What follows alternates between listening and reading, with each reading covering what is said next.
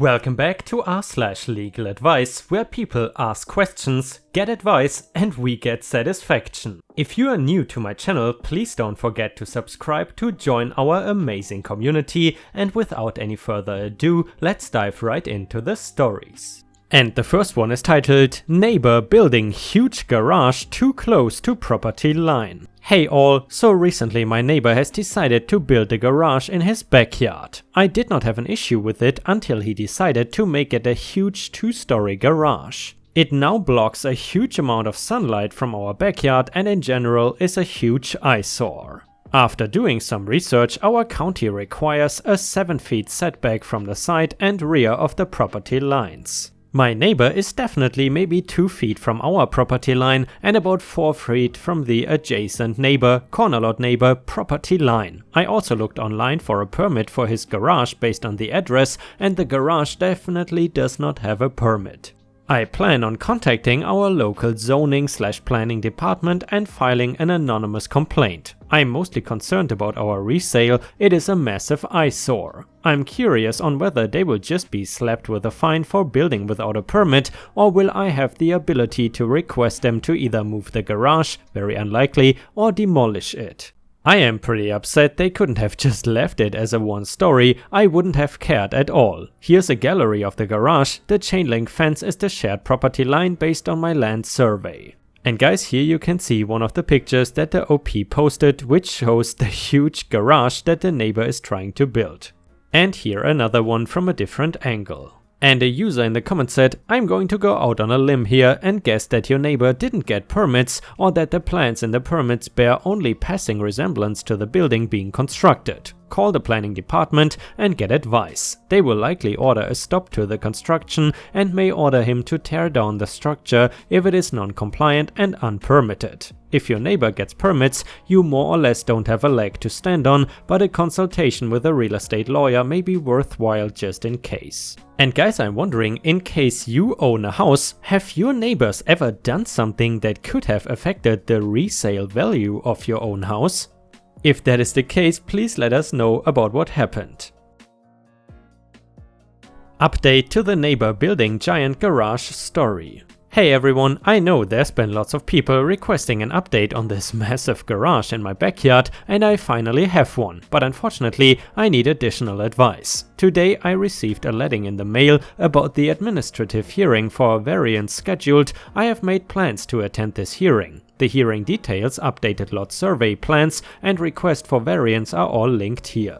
I'm concerned because according to the application there was a previous 1-story garage in the general vicinity. I don't believe this will be a big factor, but I want to be prepared to present our case to block this variance. Mainly for factors of safety, privacy and property value losses. The windows of this garage look directly into my 2nd-story windows and it towers over my entire backyard. This has resulted in my grass dying in areas and weeds taking their place. It is close to the power line, so if it were to ever catch on fire, I'm concerned it would spread to my house very easily. Not to mention the fact that a massive garage towering over my backyard will cause a large loss of value to any potential buyers in the future. At this point, should I consult with a real estate attorney? I would imagine a case like this, if there were any sort of opposing party, would quickly be shut down. But there's also a chance the variance is allowed and I just look like an a-hole for opposing it. And a user in the comments said, hey, I'm actually a member of a BZA in my town, so I can offer a small bit of insight to the things that would sway me. Number 1, obviously show up in opposition and get as many other people of similar mind to show up as well. Assuming MD is the same as my state, it is a public meeting and you all will get to speak. Number 2, find the zoning ordinances and spell out exactly the degree to which they are asking for variance. Sounds like they are going from 9 feet and 3 feet to about a foot each side, so say things like reducing the distance by 90%. Figure out if the previous structure had a variance and for how much. Number 3, in my town the variance rules say the applicant has to show a hardship imposed the ordinance. Basically, does the setback impose an undue burden on their use of the property? Point out all the ways that they could build their garage without getting the variance, moving the fence, moving the pool, moving the driveway, etc. Question why they even need this massive garage with a 2nd story. check all the other backyard structures in your neighborhood for their setbacks. Hopefully they are all outside of the setback and you can claim nobody else has been granted similar variance. Also, show that nobody else has a huge lofted garage in their backyard. Hopefully, Google Maps images should help here. Use some variation of the phrase, not in the character of the neighborhood. That just covers the variance rules, but you should also mention the power line issues and how they started building the structure without any permits or variances. Above all, show up and be heard. I'm not going to vote against a reasonable variance applicant if I'm the only person in the room opposed. Make sure the board members feel like you are the reasonable one. Wow, and I gotta say guys, that was some quality advice, and usually that is not exactly what you always find on legal advice, but every now and then you find gems of a comment like this. In addition, if you have watched until here, I would really appreciate it if you could subscribe to the channel if you haven't already, and also post some star emojis in the comments to show your support. Thank you so much in advance, and now let's move on to the next update. Update to the insane neighbor garage story. I have been asked a lot about the results of the garage my neighbors were building. We had a hearing 2 weeks ago and they granted the variance for them to keep it where it is, with the exception that the second story is removed. I'm happy with this outcome as the second story has really been the issue. I don't mind them having a garage and I think this is a fair compromise. Thanks again everyone for your advice, input and support. To be honest guys, I've never seen anyone in a neighborhood like this, and I suppose it's a suburban standard neighborhood, that has a 2-story garage. Who the hell is building stuff like this? But then again guys, back home in Europe I would prefer if my neighbor had a 3-story garage for their 10+ cars instead of blocking the entire street. And the next one is titled, Landlord is threatening to evict if I don't take my guns out of the apartment. What are my options? Hey, new to Reddit but came here at a friend's suggestion, so forgive me if this is the wrong place. I currently live in an apartment in San Diego, California. Lovely city by the way, I really like that one. I have lived here for about 4 months with no problems. All of a sudden, I get an email from my landlord telling me that a neighbor complained about me owning guns. I asked how she could even know and he said he couldn't say. Now, I do have several guns, but I rarely take them out of the house. When I do, they are in a hard-locked carrying case. I assume the neighbor saw me walking in or out with my rifle or shotgun case, and it is pretty obvious considering the CRPA and NRA logos on them that there are guns in the bag. I told my landlord that my guns are in a secure safe and that they are all legal and registered. He is telling me now that I have 30 days to remove the guns from my apartment or be evicted. I checked my lease and there is nothing in there about having guns or not. What are my options here? What can I say to my landlord? This whole situation is infuriating and I want to handle it the right way. Thank you all for your help. And a user in the comments said, if you really like the apartment and would prefer to renew the lease in 8 months or stay there now if the lease does give the landlord the right to restrict your guns in some way, you may want to call local rangers and see if they have storage lockers. Or see what the smallest locker is that you can get at a regular storage facility. I would also suggest getting cases that are not prominently labeled with NRA or anything else that implies guns inside. There's nothing illegal about them, but all they do is get people like your neighbor riled up and make you a target for thieves. Gun collections are a high-value target that professional thieves are willing to take time to stake out. They will bring extra help and carry the entire safe out so they can take their time breaking into it elsewhere. Since you rent, I assume you don't have the option to secure the safe well enough to prevent this, since that would damage the property. And guys, getting evicted for having guns in your apartment sounds like something that is pretty much California specific if you ask me, but please correct me if I'm wrong, because I would assume that something like this would not happen in states like Texas. But then again, this is only an assumption since I'm not American, so I can only guess. And the next one is an update to the landlord threatening to evict for guns story. Thank you to everyone who commented. I thought I would post a quick update to the situation. First, I found that my lease does not have anything in it about guns, but I wanted to work out something so I could stay in this apartment after my lease is up. I came to an agreement with my landlord that would allow me to keep one handgun of my choice in the unit for home defense in a quick access safe securely attached to my bedpost. As for the other guns, I found a storage facility that specializes in firearms as a user suggested in the original post. It is right by the range I frequent the most, and it is also pretty close to my home. All in all, the situation has been resolved and I appreciate all the comments helping me out. And the next one is titled, New neighbor put their cans in our spot for the past 2 weeks. We moved their cans back to their usual spot and the neighbor came over, wound up becoming aggressive. So I am at my boyfriend's house in Oregon. He has lived here 10 years. I've been here often for the past 2 years. Never has there been a problem with the trash cans going up until recently. About 2 weeks ago, a new neighbor moved in and started putting his in our spot, leaving us nowhere to put ours. Today I was taking up the trash and again the cans were in our spot. I just moved them over. There were too many cans and new recycling buckets, so I moved one of his cans to the other side of his driveway. No big deal, right? Wrong. My boyfriend and I go back to his house and decide we would walk to the store. As we are coming out of the house, we see this guy walking down our driveway. I say hello and he walks up to our porch and mentions his trash cans. I say that we moved them because they were in our space. He says our driveway is bigger than his and we should just take up part of our driveway with our cans so he can put his in our usual spot.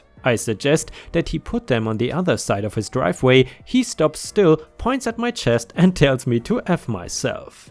I am a 22-year-old woman and this guy is a bigger, much older man. I just stand there in shock and slightly amused. He walks down our driveway, gets about 15 feet away, turns around and starts yelling, "F you, F yourself," over and over as he leaves. I am trying to convince my boyfriend's dad to let us file an incident report so we have at least record of this on file. Can you suggest reasons why this would be a good or bad idea? Update, we solved the problem. Boyfriend's dad contacted the property owner who rents to the guy. Apparently, boyfriend's dad and the property owner were friends. The guy says he would talk to the neighbor and speak with the police himself about his tenant. I have decided that is enough for now. Hopefully the guy apologizes. Apparently he's not very well mentally, which honestly only furthers my concern, but I'm supposed to have some compassion for the guy, so I will let him off this time. And a user in the comments said, "I'm trying to convince my boyfriend's dad to let us file an incident report." And the person said, "You don't need anyone's permission, just do it." And then someone answered, "I think this is a very important concept. You are the target. If your boyfriend's dad tells you not to report, you should probably be wary of him too. It does not bode well when someone is annoyed that any person feels intimidated by an aggressive and hostile person in their face. First and foremost, this is about your safety, not your boyfriend's dad's property." Update to the neighbor put their cans in our spot story.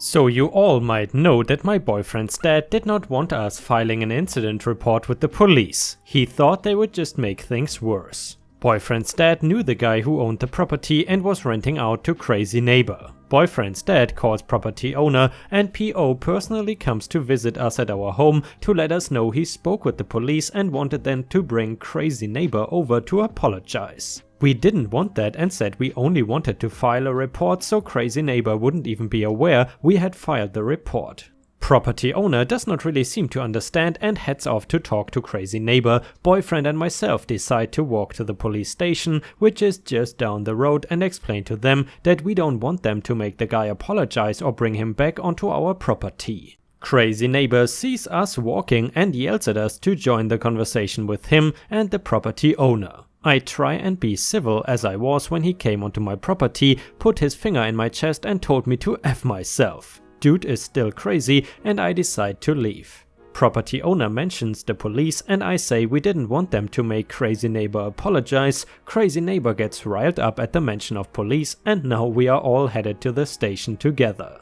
At the police station, crazy neighbor makes himself look ridiculously crazy by verbally attacking and mocking me, and the police tell him to leave. They pull myself and my boyfriend aside and let us know if we need them again, they are here for us. Today we notice that crazy neighbor is moving out. Looks like he acted crazy enough in front of the guy who owns the property to get booted. I'm honestly super glad he's leaving, because this whole situation was pretty stressful and I definitely did not like having a crazy person living next door. Don't be a dick to your neighbors, guys. And the last one is titled, "Wedding photographers are using my family's property without permission." My family has lived on a private farm for the majority of my life. However, an adjacent plot of land with an old barn on it recently changed hands and the owners have made it into a rustic wedding venue. With that comes crowds of people and loud music on nights when there used to be nothing out in the country but quiet.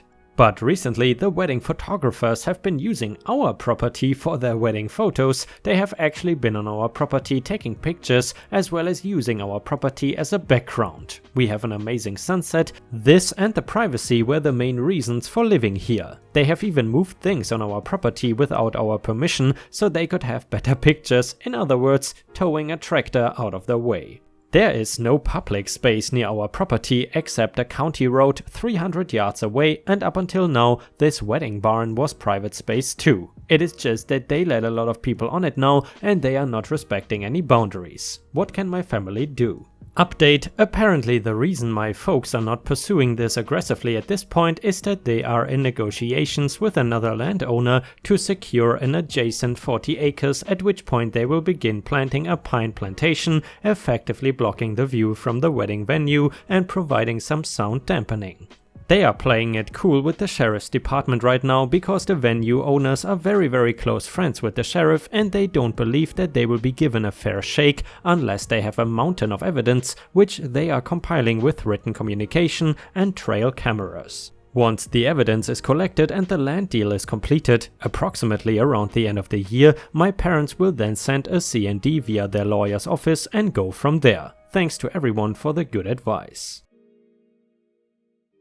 Update to the wedding photo story. My parents have now acquired an adjoining piece of land and we have several plans for it. Firstly, we are planting a large pine plantation between the wedding venue and their property. There will be no immediate effect, however, over time the trees will create a fantastic visual and sound barrier between the wedding venue and my parents' home.